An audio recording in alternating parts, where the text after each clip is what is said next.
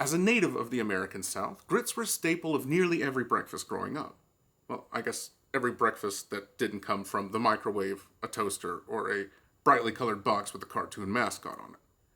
And while grits were never really a standalone favorite of mine, I remember being shocked hearing that people outside of the South thought of grits as some sort of culinary abomination, something that only hillbillies would eat, or people without economic options. Or they'd never even heard of it at all. What's this over here? You never heard of grits? Sure, I heard of grits. I just actually never seen a grit before.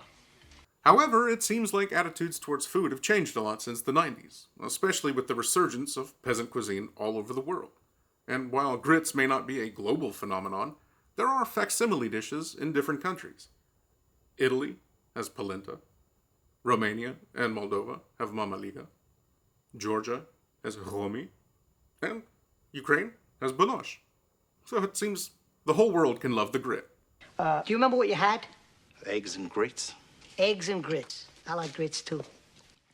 While the perception of cracked corn dishes may have improved, the function and purpose remains unchanged. Because corn porridge isn't the star of the dish. It's simply a canvas on which to write your breakfast. And Banosh is no exception.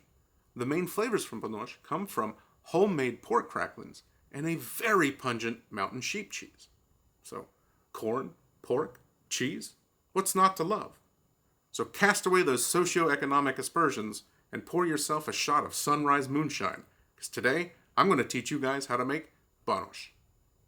To make Banosh, you need some optional and non-traditional dill, Bryndza, a salty sheep cheese with a tangy kick, a block of pork belly that is more meat than fat, some whole grain unbleached ground corn. If you can't find this, just use typical grits as a stand-in, sour cream, and milk or heavy cream. But here I am using pasteurized goat's milk to stick with the mountain theme of the dish. First, you want to put 1.5 liters of water on the stove to start boiling while you break down your pork belly. Remove any excess skin if present. You want it to be in fairly large cubes since the fat will render out. During this process, you will actually make rendered lard as a byproduct, so have a jar ready to collect the liquid fat to save for later. The pork here, as most pork in Eastern Europe, is of a much higher fat content than is preferable for the cracklings, so they'll render a bit unevenly.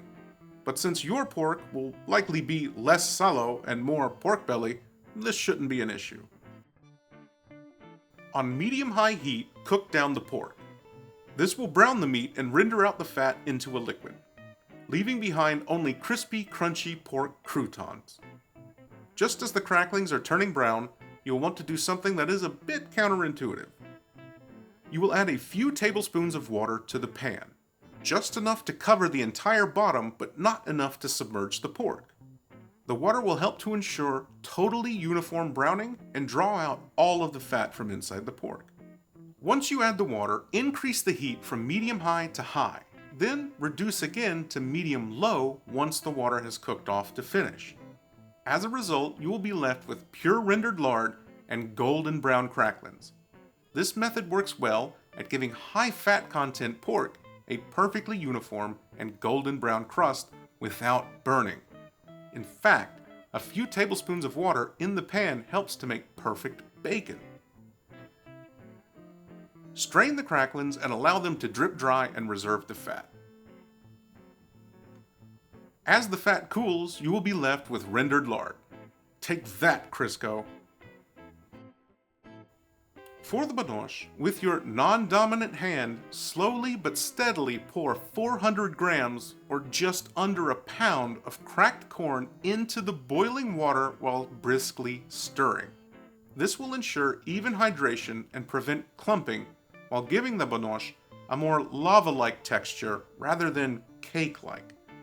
Once the corn has been poured, reduce the temp to medium-low and stir regularly.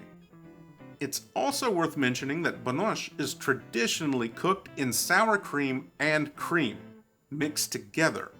However, this greatly increases the cooking time since you shouldn't bring milk and sour cream to a rolling boil. It also thickens the mixture and makes the Banosh way too sour and heavy.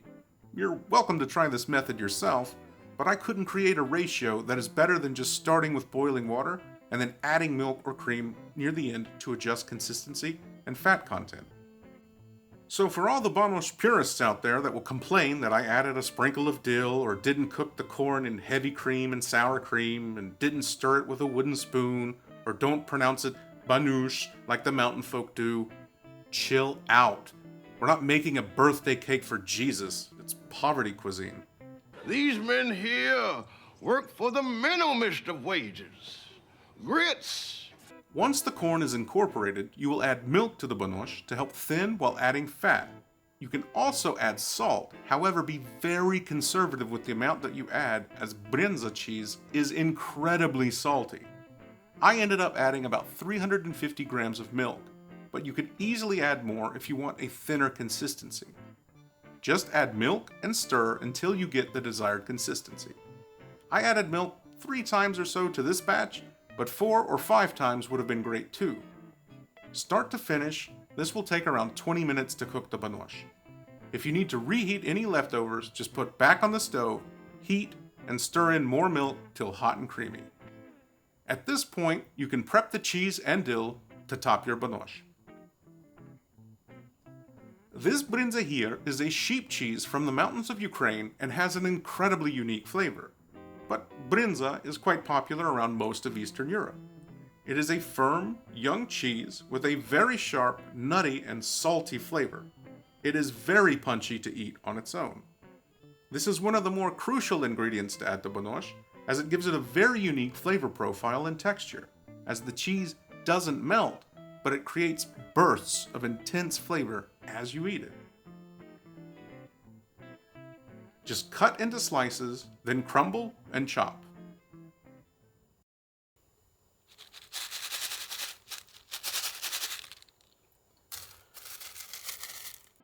Now we are ready to dress our corn canvas with the toppings that will give Banosh its unique flavors, textures, and characteristics. The fatty, rich crunch of cracklings give contrast to the creamy textures of the porridge. A dollop of sour cream give a cool, bright richness to the dish. The Bryndza provides pockets of intense salt and pungent flavor that explode in high contrast to the other fatty elements.